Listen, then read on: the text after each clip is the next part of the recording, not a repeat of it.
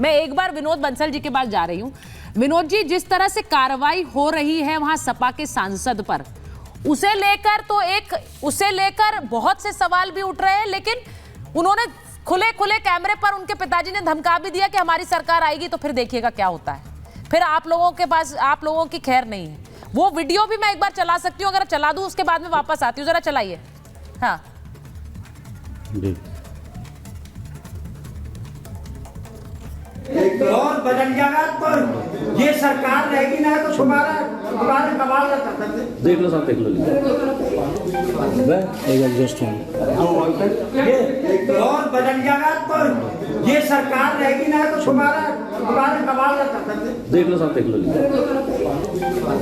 एक एडजस्ट एक और बदल जाएगा तो ये सरकार रहेगी ना तो तुम्हारा कमाल ना कर सकते। देख लो साहब, देख लो एक एडजस्ट सपा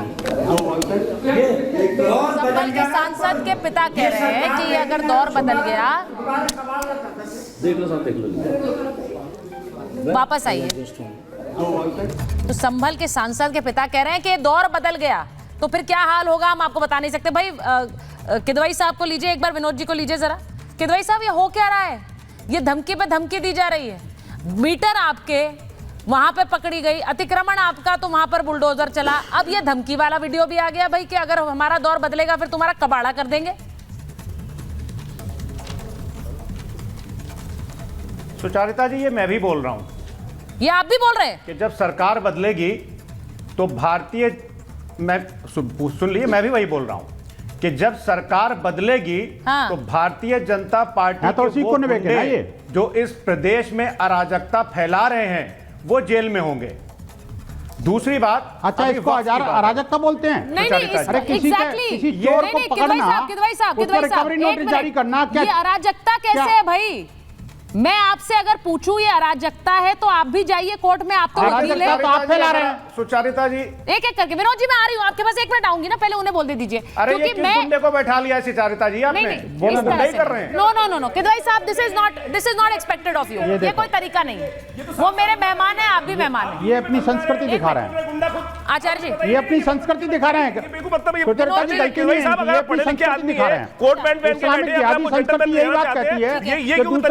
आचार्य जी, मुझे 1 मिनट बात करने दीजिए। होल्ड, मैं आपसे ये कह रही हूँ किदवई साहब, एक मिनट किदवई साहब, अच्छा ठीक है, 1 मिनट आचार्य जी, प्लीज रुकिए जरा, आप माफी मंगवा लीजिए। लेकिन मैं किदवई साहब ये बोल रही हूँ, ये मेरे मेहमान है, आप भी मेरे मेहमान है, मैं किसी को अलाउ नहीं करती हूँ एक दूसरे पर टिप्पणी करना। इस तरह की भाषा का इस्तेमाल मत करिए, मैं ये एक्सपेक्ट नहीं करती हूँ आपसे। जब किसी के पास तर्क मर जाते हैं ना तो कुतर्क पर आ जाते हैं, और उनका वो नीचता यही दिखाती है इनकी।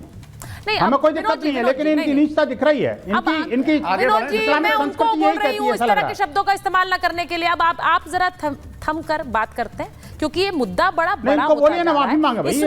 इसमें बहुत सी चीजें हैं, इसमें एक पहलू नहीं है ना। विनोद जी रुकिए, बुलाना क्या ठीक है क्या? ठीक है, अब 1 मिनट। अच्छा चलिए, अब ऐसा करते हैं, माफी मंगाओ मुहिम पे शुरू कर लेते हैं। आप इनके लिए माफी मंगवाइए, आचार्य जी उनके लिए माफी मंगवाएंगे, यही करते रहते हैं पूरे शो में। आगे बढ़िए, यही तो है, आगे बढ़ने का संदेश है, उसी पर तो चर्चा कर रही हूँ। आगे बढ़िए, कौन बढ़ेगा? बेइज्जती करते रहो, गालियां देते रहो, गुंडागर्दी करते रहो। ये साफ गुंडागर्दी वाले बयान जो आज टीवी पे बैठ के दे रहे हैं किदवई साहब, मुझे समझ नहीं आती। ये बनाना रिपब्लिक बनाना चाहते हैं, ये इन्होंने बनाना रिपब्लिक बना रखा था।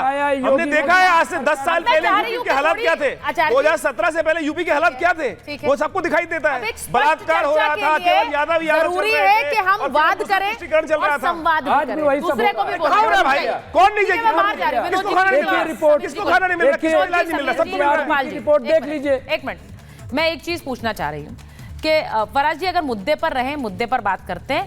ये धमकाने वाली जो एक वीडियो आया है, आप कह रहे हैं कि इनका भी वही हाल होगा, ये भी जेल में जाएंगे।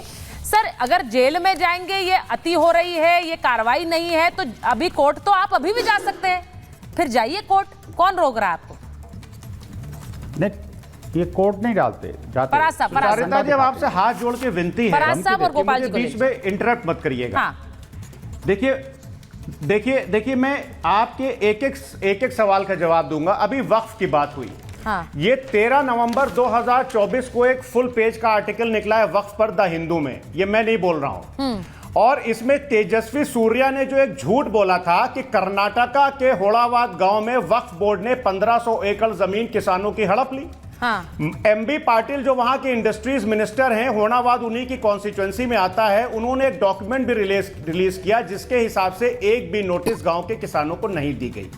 दूसरी बात, तुकाराम धड़ाके जो कि होड़ा वाड़ गांव के प्रधान हैं, उन्होंने द हिंदू को बताया कि सब कह रहे हैं बात संभल पर हो रही है, संभल पर करिए। भारतीय जनता पार्टी के नेताओं के साथ मीटिंग की, संभल पे बात हो रही है। अरे वक्फ के भी नहीं, झूठ तो बेनकाब करना होगा ना सुचारिता जी। संभल पर बात करिए ना, संभल पर बात करिए। ये थोड़ी है कि आप वहां के पेपर में आए तो उसकी बात करेंगे, संभल पर बात करेंगे ना सुचारिता जी। आप नहीं, संभल पर बात होगी कि नहीं होगी? आपको तो बताया गया ना कि टॉपिक संभल है। बेनकाब करूंगा। नहीं, टॉपिक संभल है तो बात संभल पर होगी ना फराज साहब। तो फिर वक्फ पे बात क्यों हो रही थी? अगर टॉपिक क्योंकि संभल में वक्फ ने दावा ठोका है।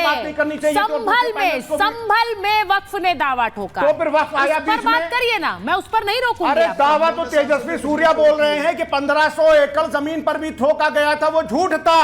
अरे भाई साहब, नहीं, यहाँ पर बयान है। अब देखिए, हाँ, एक मिनट समीर जी, एक मिनट रुक जाइए। समीर जी बोलिए। आप जिस पेपर का जिक्र कर रहे हैं उसके बाद क्या आप देख लीजिए। 1500 एकड़ कोर्ट में गए हैं किसान लोग, वहां के इंडस्ट्री मिनिस्टर को लेटर लिखा है कि जमीनों पर कब्जा हुआ है। आप झूठ मत बोलिए कर्नाटक के मामले को लेकर। आप जिस तेजस्वी सूर्या सांसद का जिक्र कर रहे हैं और जिस अखबार का जिक्र कर रहे हैं उसकी 4 दान पूरी विस्तृत रिपोर्ट छपी है किस तरीके 1300 एकड़ जमीन पर दावा ठोका है। इंडस्ट्री मिनिस्ट्री को लेटर लिखा है और कांग्रेस के मंत्री ने कहा है कि ये 1300 एकड़ की हम जांच करवाएंगे और वक्फ बोर्ड को देंगे।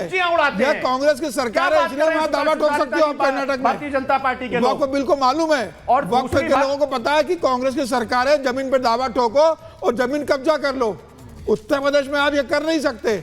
उत्तर प्रदेश में आप बिजली चोरी करते हो, जमीन चोरी करते हो। जब योगी आदित्यनाथ जब घर पर मीटर की रीडिंग कराते हैं, उत्तर प्रदेश साहब चोरी कर रहे हैं।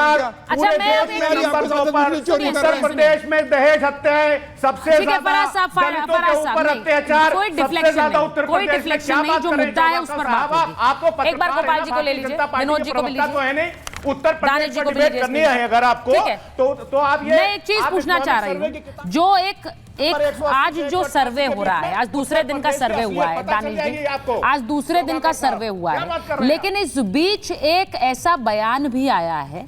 उस बयान को अगर आप देखें, मोहन भागवत का वो बयान है। और समीर जी, क्योंकि आरएसएस पर आपकी एक पूरी पैंठ है, आप आरएसएस को अच्छी तरह समझते हैं, उस पर किताब भी लिख चुके हैं, मैं विनोद जी ये आपसे पूछूंगी क्योंकि ये इंपॉर्टेंट है, और गोपाल जी से भी पूछूंगी कि बीजेपी के नेता क्या इस पर सोच राय रखते हैं जो मोहन भागवत ने कहा है। मोहन भागवत कह रहे हैं आजकल हर दिन नया मामला सामने आ रहा है, सुनिए, और पालन करते हैं। हर दिन नया मामला आ रहा है। पुरानी लड़ाइयां भूलकर हमें संभलना होगा। दुनिया को बताना है कि हम साथ रह सकते हैं।